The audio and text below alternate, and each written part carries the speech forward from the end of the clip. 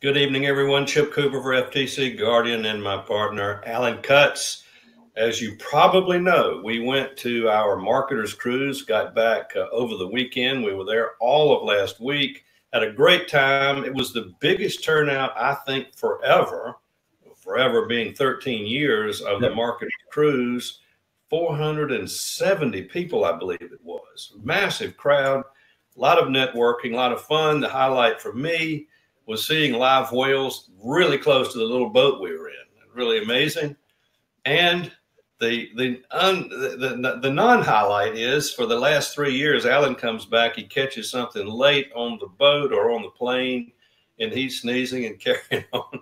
And somehow I'm lucky to avoid it, but not this year. It got me somewhere along the end of the cruise or on the plane coming back from the West Coast. I got it, sinuses and all that stuff. So I'm not going to talk a lot tonight, but I'm going to let Alan tell you about his adventures and what he learned and that sort of thing, and then we'll get down to business. Yeah, it was a really good cruise. This was my 10th year in a row. Again, it was 13 years. I've been for the last 10. It was nice because they moved it this year over to the West Coast, which is like a little bit of a pain, you know, having to fly from the East Coast to West Coast.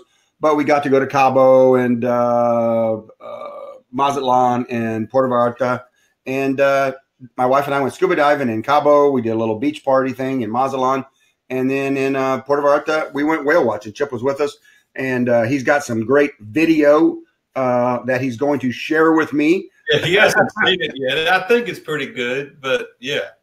Yeah, he can share it with us. Sort of comes right up to the boat and raises his head out of the water and sort of looks at us. It's absolutely really. I mean, it was the guys, our guide who were marine biologists said that it was about 90 feet long. It was 3 boats and our boat was 34, so I'd call it 90 feet long. So it had a massive head. The barnacles on it were like this, but it just came. It kept playing around our boat. It just came right up and just started looking at us, and then it would dive off and stuff like that. And Chip got video of it, so he's going to share it with us. Yeah. And I also got some pretty good audio because I've got this little shotgun mic that I use for, you know, interviewing myself for vlog posts, that sort of thing. So it picked up when they exhale after they surface, there's a huge blowing sound, and I really picked it up very well. So, all right. Without any further introduction by me, let's go to share my screen and get on with the hangout, the reason why we're all here. Okay, so now, excuse me, you see the title slide where the FTC shuts down these 2 coaching programs, Digital Altitude and Moby. Last year, 2018, was a big year for the FTC in shutting these 2 down. The programs, as we'll discuss here in just a minute, are very, very similar business models, and the FTC got really aggressive with appointing a receiver in one, freezing assets in both, and personal liability of the officers and owners of the businesses in both. So it's very aggressive enforcement by the Federal Trade Commission. And the reason I selected this is, number one, these are 2 fairly big companies. Some of you may be aware of them, may know something about them. In fact, some of you may have been recruited by some of their people to join its membership. I hope you didn't. And some of you may already have coaching programs of your own or are thinking about those. And so for those reasons and more, I thought it would be a good time to compare and contrast these 2 programs for you and to try to give you some idea of how the FTC maybe made some decisions on how to go forward with their enforcement actions. So you've seen this housekeeping announcement a number of times. It's for informational purposes only, not legal advice, and we're certainly not affiliated with the Federal Trade Commission. So we're talking generally about online coaching programs and specifically about Digital Altitude and Moby. So 2018 was a big year, as I've just mentioned. 4 individuals in this particular case were claimed to have defrauded dozens of businesses. And you see in yellow there the claim that the FTC used to base its enforcement action on was fraudulent business coaching program. Now, the FTC probably had additional causes of action based on an illegal pyramid in both of them, and also in both of them a BizOp that did not comply with the BizOp rule passed back in 2012. But the FTC chose in both of these cases just to go based on fraudulent business coaching program, deceptive and fraudulent business practices. So more about that in just a minute. And then MOBE, MOBE, I believe is the way it's generally been pronounced.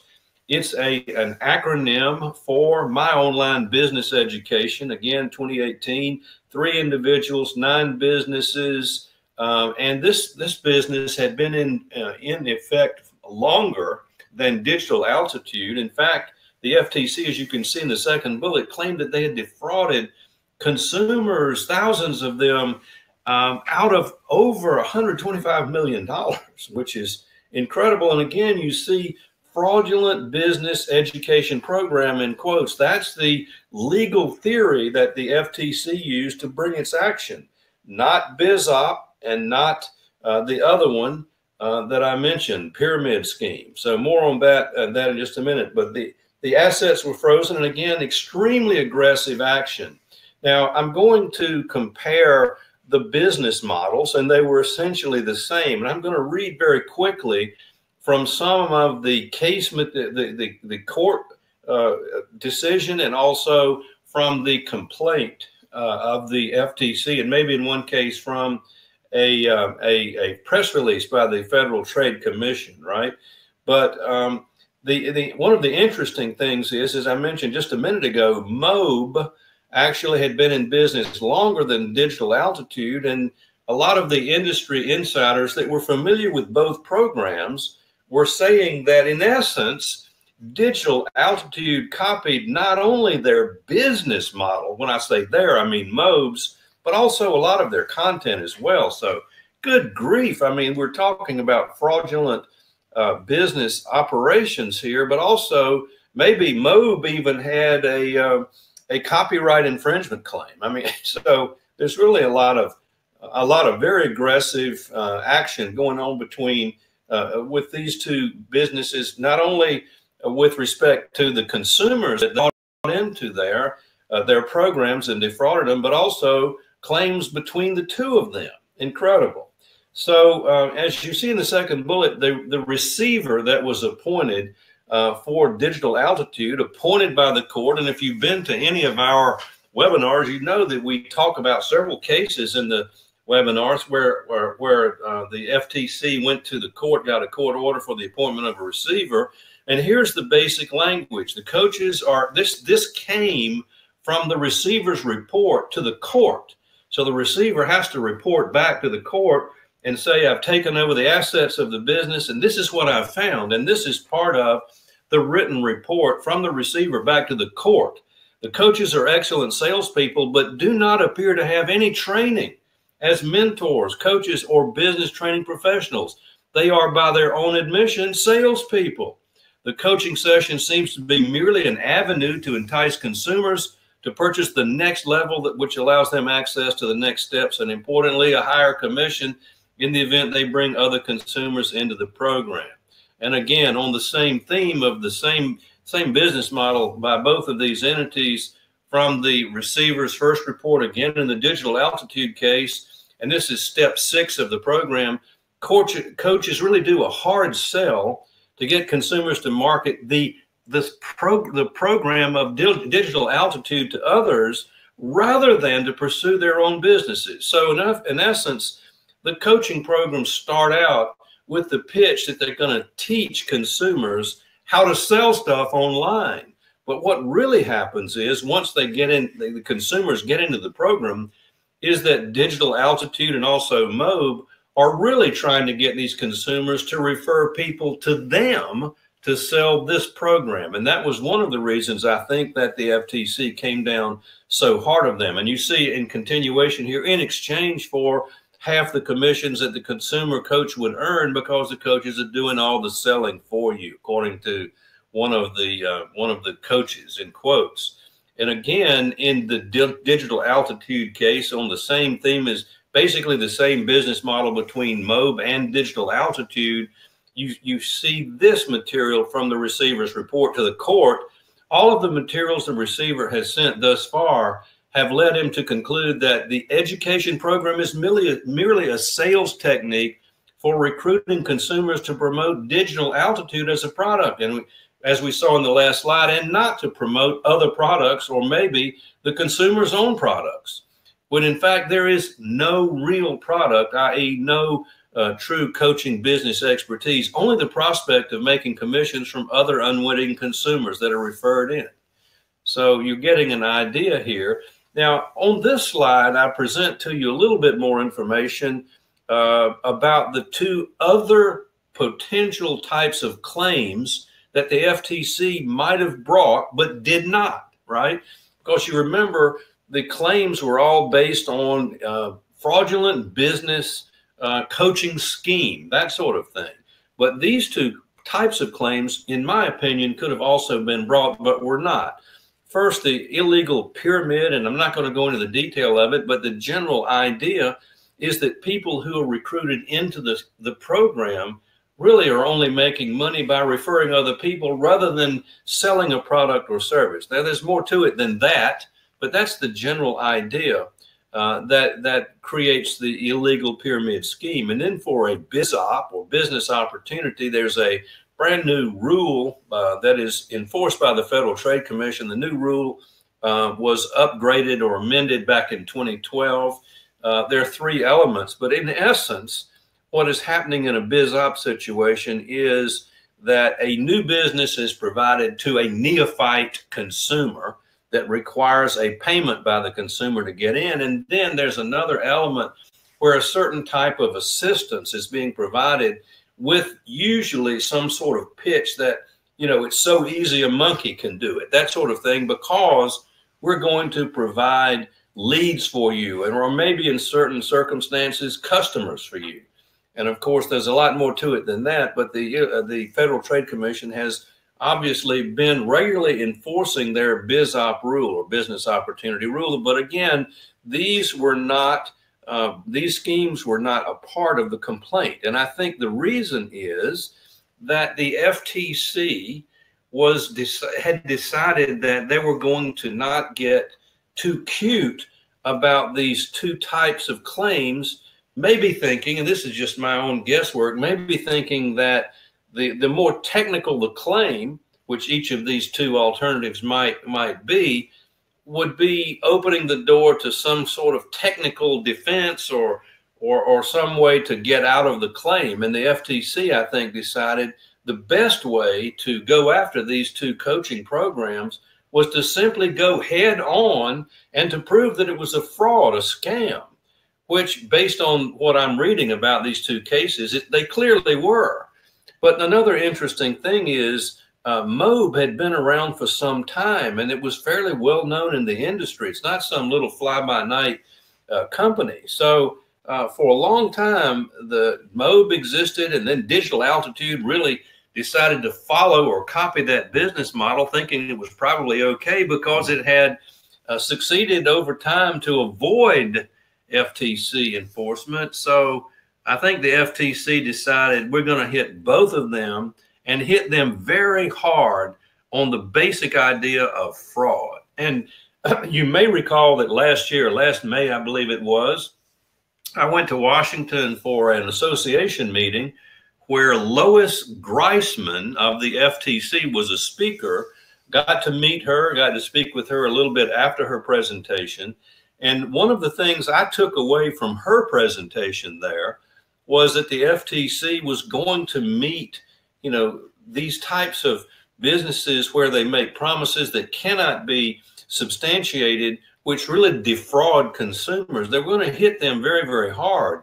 And maybe she was thinking in terms of these two cases at the time. I don't know. But the idea is you're offering a business opportunity, but no one, well, I shouldn't say no one, but very few people are making money, right?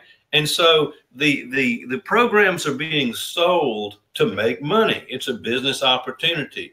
You buy them because you think as a consumer you're going to make money, but a very small percentage of people actually make money. The rest of everyone, the vast majority, actually lose money and are victims of very aggressive upsell tactics. And the FTC does not like that at all. So here you see the claims that Digital Altitude made. And these are, you know, it's sort of like waving a red flag in front of a bull. And by the way, Alan, we can talk about this more in a minute. I think it was in Puerto Vallarta. I was riding a little taxi over to the marina where we got on the boat to go out and look at whales. And I saw a very small little stadium there. And I asked the taxi driver, what in the world's going on there? He said, oh, that's where they used to have the bullfights in Mexico here. But it's determined that they were cruel to animals. Of course they were. It was horrible. So anyway, I don't know how I got off on that tangent, but in this particular case, the FTC says in its complaint, in numerous instances, defendants operate an online business falsely representing to consumers that they will earn large sums of money if they join the program, etc. Defendants tell consumers they can earn 6 figures online in the next 90 days or less. Now think about that. It's a heck of a promise. Earn 6 figures in 90 days or less from scratch if you're a consumer with no experience, right? Absolutely a type of claim that you should never make. I doubt if it could possibly be substantiated. So that was in the complaint. And then you see in yellow there, also from the complaint, defendants extract steep fees for membership, but the vast majority of consumers who pay never earn substantial income, much less than the claimed 6 figures. In truth and in fact, most consumers who join defendants' program never make 6 figures at any time or any substantial amount of money. Defendant's system consists of little more than high-pressure sales tactics to get consumers to pay hundreds of thousands of dollars to defendants. Most consumers make little or nothing and do not recoup their investment. And that last sentence there, making little or nothing and do not recoup their investment, most of them, is a big theme that Lois Greisman hit in the association meeting that I attended last year. The FTC is obviously looking for that.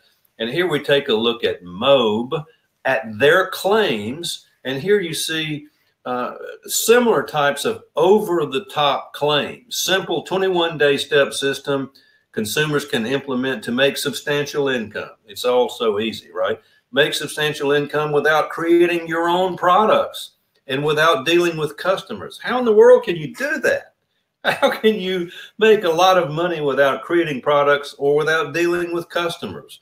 And then third there, pitching a master plan to massive paydays with ease. MOBE promises that average people with no prior experience online are depositing $1,250, $3,300, and even $5,500 in commissions into their bank accounts on autopilot. And of course, they couldn't substantiate those claims, right?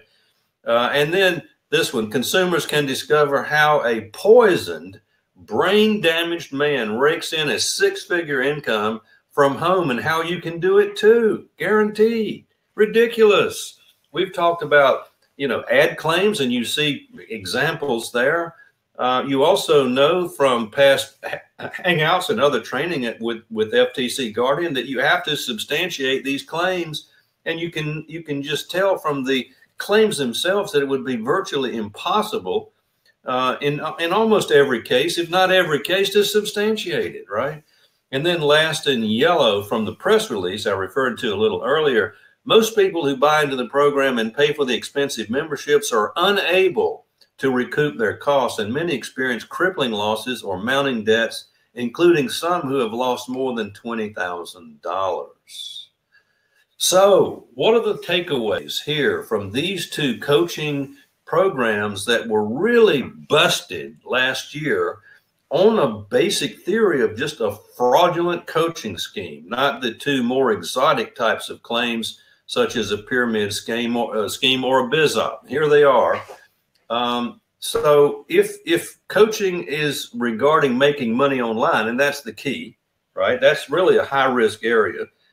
I'm going to run through these bullets of the lessons. Coach to sell students their own products or other merchants' products, but not your own. Because if all you're doing is coaching them, and I'm talking to you now, if you're providing a coaching program to your students, you being our member at FTC Guardian, stay away from coaching them, your students, to sell your stuff. Really, you want to coach them to sell their own stuff or someone else's, number one. Number two, and you've got to make sure that your coaches are trainers. They really know what they're talking about. They're not just salespeople. Number three, be very careful with expensive upsells, aggressive, expensive upsells. Ensure that there's real substance there and not just some other type of salesperson. And then next, never promise done for you or provide sales or leads for students. Because if you promise done for you or lead gen activities, then you are very close, if not completely, within the business situation where there's a huge amount of regulation requiring a very significant disclosure to the consumer before the consumer even agrees to enter into the membership or the subscription. Almost a disclosure such that you would require for the sale of a security or the sale of a franchise, where you've got to offer or provide an offering circular or prospectus of some type in order to inform the consumer of a lot of risks. So don't promise those things, and stay away from biz ops. And if you have any question about what a biz op is or business opportunity, do a search on those terms and you'll see material in our members area. And then, of course, last but not least, be sure to substantiate your earnings claims. Don't make ridiculous earnings claims that cannot be substantiated. And then finally, you see there in the last bullet in yellow, we suggest that if you're doing coaching programs, then you should provide in your back end an opportunity for FTC Guardian, maybe a basic membership that you can offer as part of an enterprise membership that you might have. Because if you provide that back end opportunity, at least your customers or students can have some benefit of the training we offer so that they will stay out of trouble. That's a good idea. And that's some of the things we talked about on the cruise. We talked about one particular new venture. I'm not going to mention it unless Alan wants to talk about it, where we are now on the back end of a fairly large launch where the students are going to have an opportunity for a basic membership that can then transition into a pro level membership. So that might be something for you to consider. All right. So the tags that I'm going to enter early tomorrow morning before I go to my workout are the following: coaching program, business opportunity, and of course the slang term biz op, pyramid scheme, add claims, and substantiation. So that is the end of my presentation. I'm going to go back to me, and I hope Alan is going to do the same thing. And we can entertain any question that you have, and certainly any comments that Alan has about this topic or anything else.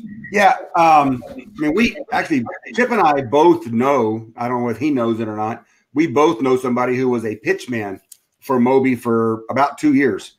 Really? I'm not sure. Yeah. I do. Maybe once we get off the, you can. Yeah, he was a pitchman. He traveled around and sat on stage and did the pitching. Very good on stage, very likable guy. So anyway, he did that for quite a while. That's how he kind of made his money, or made some money anyway, was doing that. So, and I know a lot of people who were in the Moby thing. I mean, I would tell people on the cruise, you know, it's just a matter of time. It's just a matter of time. No. It's just a matter of panic. No. It's all good. It's all good. I'm making a little bit of money. Oh, no. And I would tell people it's just a matter of time, because it's very similar. The way they marketed it was very similar to some of the MLMs. And I've seen a lot of MLMs. There are very successful MLMs, and there are some that are just basically scams. And what it comes down to is, if the majority of your revenue made is by selling the program and not the products of the service that they own, right, then there's a problem. And so there's like a $250 initiation fee.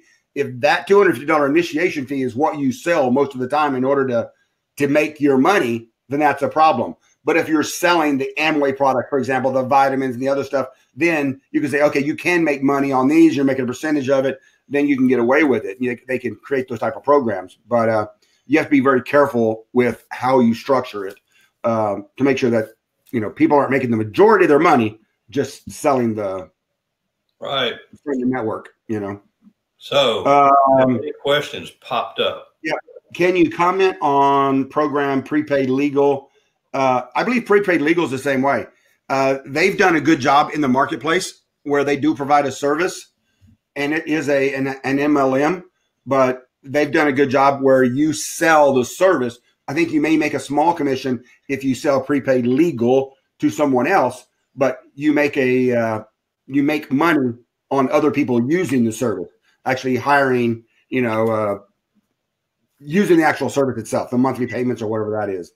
Let me see. Someone says, how should a Moby structured their business? Where they were actually teaching stuff, where they actually had people teaching stuff, and they were actually going out and making money, whether they were selling. I mean, Moby could have even had more products. They could have had, let's say they had an e-commerce program and they taught you how to sell widgets. Well, that would be okay if they taught you how to go out and sell that widget. Okay, great. They could have been the wholesaler and helped you get the product, but that's not what they did. They could have done informational products or whatever, but they didn't do that. They really, really pushed selling that next sell, selling that next upgrade, selling the program rather than a product or service. I mean, and so the other piece of it is that somebody has to make money here. I mean, when I say somebody, I mean students.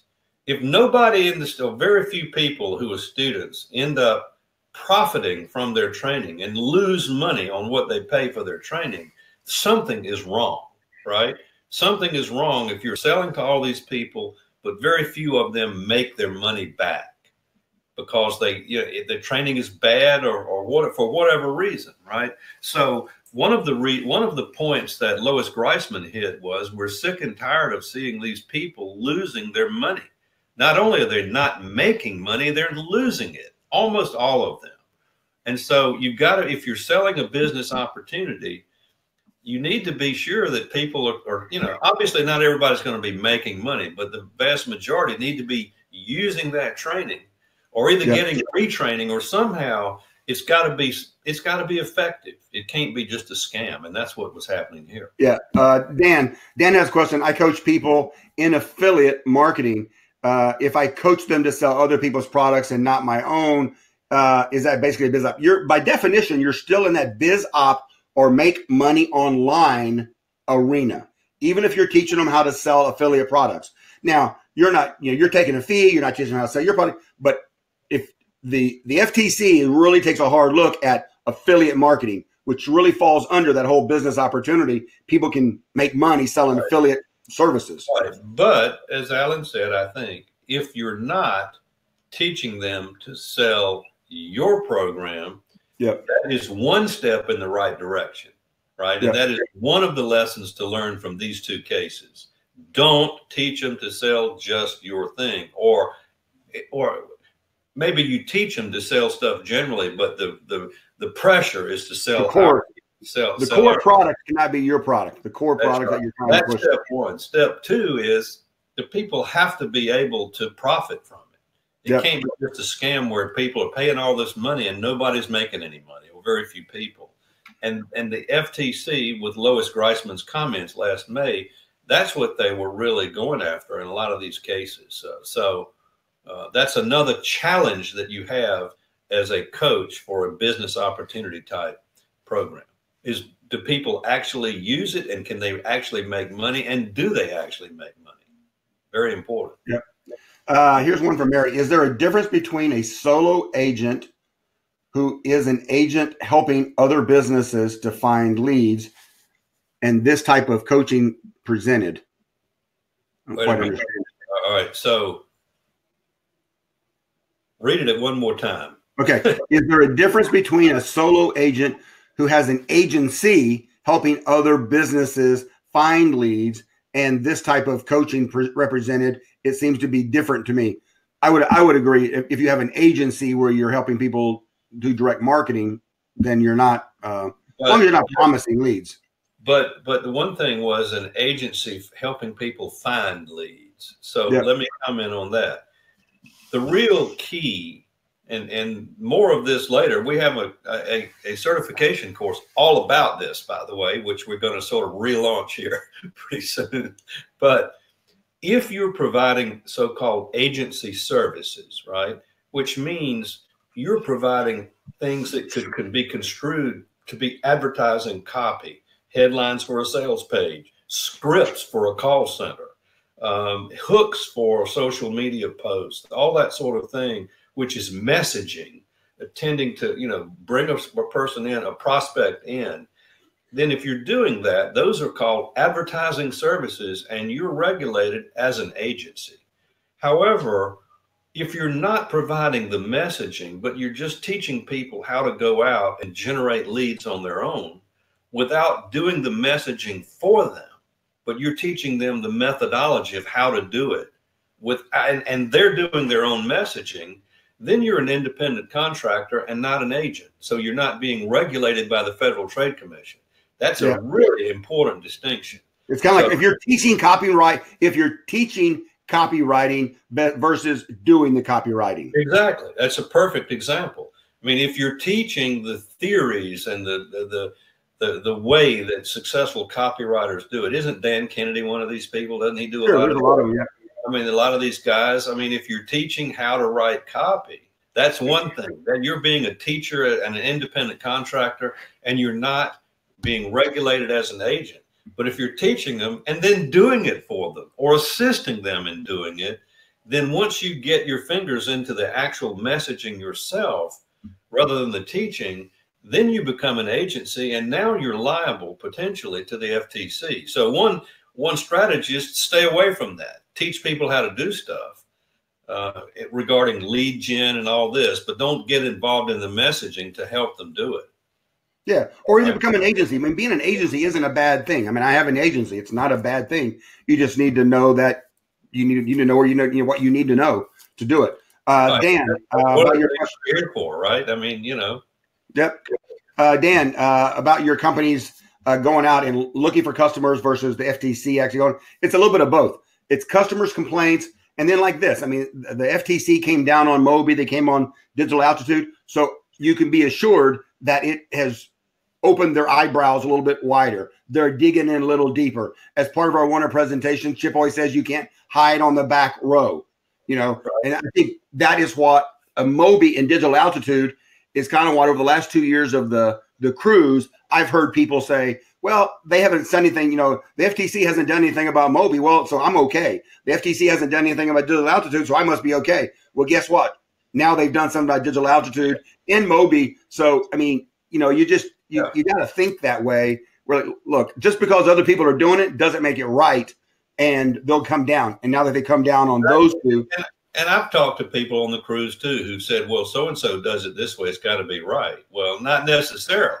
Yeah. I mean, the FTC has a massive budget, but it's still limited in terms of being able to police this whole universe of marketers out there, right? Yeah. So they could multiply by 10, a factor of 10, their budget, and still not have the personnel to cover the waterfront. So they may have missed Moby for several years. All of a sudden they get more complaints. They start learning, oh my God, what's Moby? Oh, it's horrible. And then they realize that Digital Altitude is doing the same thing. So let's get them both at the same time in the same year, 2018, and let's really get them. Let's go get a court order for both of them, personal liability, freezing the bank accounts, all that stuff that we talk about. Well, now, some of it we talk about in our webinars, and let's make an example out of them. And there's a legal term for making an example. It's called an in terrorem effect. That's a fancy, it's a Latin term, and I'm not sure what the perfect translation is, but we're going to make an example, not out of one of you, but both of you at the same time. We're going to really do it upright. And so once this happened, I read a bunch of news clippings when I was doing some research for this, and the trade press jumped all over this because Moby was so well known and so many people were involved in it. So all of a sudden, when the FTC really came down hard, I mean, just thousands of articles written about what the FTC did with Moby. And oh, by the way, Digital Altitude at the same time, but Moby was the big player of the two. Yeah. Yeah. So, I mean, I see Arlene posting something about being an agency. Yeah, being an agency, there's nothing wrong with being an agency. You really need to make sure, hopefully you've been through our certification program because you want to make sure that you're certified in FTC compliance and that you can do that correctly for your clients. So if you haven't, I would strongly suggest you go through our digital agency certification because it's one of the things that Chip has put together because we have seen that it's made a difference for agencies out there. So, and we're sort of relaunching this certification program. Last year, about this time, we were ready because I had finished all these videos and everything. And then guess what happened? GDPR. I mean, boom, it sort of knocked us off stride a little bit. We spent a massive amount of time, I did last year, getting up to speed, doing the videos, blah, blah, blah. So now we're sort of back to where we were. We're relaunching, and I've written a book. And Alan's doing the finishing touches on it right now with the printer and book design, cover design, and all that. But, you know, that's if you're an agency or thinking about becoming one, a good first step would be to get a copy of this darn thing when we finally get it out, because it's going to give you all the basics that you need to know to understand what your responsibilities are as an agent. And as Alan said, there's nothing wrong with being an agent. It's a great thing to do. It's just that, you know, there's a certain responsibility. You know your liability in doing it, because one of the agencies came to us one time and said, I didn't understand the cloud of liability that I had as an agency. And there's this huge cloud of liability. And it's okay if you know how to manage it. But if you don't know how to manage the cloud of liability, then it could come out and bite you in the butt like it did this lady in New Jersey. Synergics. Yeah. So, okay. That's all. Is that it? We're done? Yeah. Let me see. There's a question here that says, if I have an LLC and the difference of the website that function under the umbrella. No, having an LLC and all that stuff doesn't make any difference whatsoever. It doesn't make any difference with respect to the Federal Trade Commission. Federal Trade Commission. Now, your competitor that might want to sue you for something, it probably will be a very good idea. It will prevent that guy from getting a judgment against the company and then being able to go against your personal assets. But it does not work against the FTC at all. Nor does it work if you move to Canada and sell it to you. That doesn't work either. So the FTC, there's no clever, and in my webinar, our webinars, I've got this slide. Is there a silver bullet, which is some real clever? I have people come, there's got to be a disclaimer. I mean, there's got to be a really clever disclaimer, Cooper. And if you're smart, you just know how to do a disclaimer that will, you know, I'll be bulletproof. No, you can't do a disclaimer. You can't do a corporation or LLC. You can't move to Canada, etc. You've just got to be compliant. Or even move to Malaysia. That's what Moby did. Moby moved to Malaysia. Yeah. Well, you see what happened to them. So it doesn't work. And that's why we're here, is to help you guys who don't have the budget to hire a big, expensive lawyer. We try to, provide the training for you. And we hope that it's something that you guys are using. We believe it is. In fact, there were probably a dozen people on the cruise that came up to me and said, hey, I'm a member. I said, oh, really? I mean, I don't know who our members are unless I talk to them, right? I don't review the sales coming in to see who they are. And it's really nice when people come up and say, I'm a member and I come to your Hangouts and I like your stuff. So if you ever see us at an event such as Traffic and Conversions about 3 weeks from now, by all means, stop by and introduce yourself and tell us you're a member. We like to talk with you. Yeah. I got one last question. We'll take it. Maybe what does a FTC receiver do? Receiver is a really special thing. And again, a court has to order it. The FTC goes to a court and says, we want you to order Mr. or Ms. Judge. And it usually comes into an asset freeze, an injunction, and a receiver. It's almost always those three at the same time, right? So the asset freeze just freezes your assets. The receiver is a person whom the court appoints, right? And this person knocks on your door and says, I've got this court order here, and it says I've been appointed to take over your business today, right?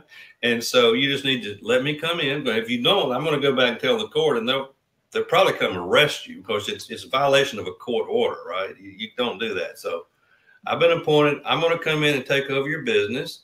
So you need to sort of show me where your computers are, give me access to everything. And oh, by the way, you leave. I take over and I sort of run your business for a little while. And I do an investigation while I'm here about everything that's going on. And I write up this huge report and I send it back to the FTC, telling them of all these things I discovered about your marketing and your financial situation, everything. But basically, you're gone, and I'm running your business for you. Bye. And so, if there's nothing like that in the normal civil litigation world, I mean, if you're sued by a competitor, you're not going to have to worry about that. I mean, it sounds like something unbelievable that a person can come in and take over your business and tell you to leave. I mean, but with the FTC, they have very extraordinary remedies, because they're protecting consumers and because the law presumes consumers can't protect themselves. So, the government in the form of the Federal Trade Commission needs to have powers that no one else has to go in and take care of consumers, which, by the way, are you. We're all consumers. So anyway, that's what a receiver does. Yeah, and I'm going to answer this one. Arlene, yes, we did answer Dan's question. It was yes, the FTC is actively looking for people, as well as they were looking into Moby already. So yes, you can go back and watch the replay. We did answer it. So thank you, everybody, and good night. Thank you. Hopefully by 3 weeks from now, when we do our second, we'll both be over the sniffles and whatever else we have, and we'll be able to go through the whole process without coughing and carrying on. Good night, everybody. Good night.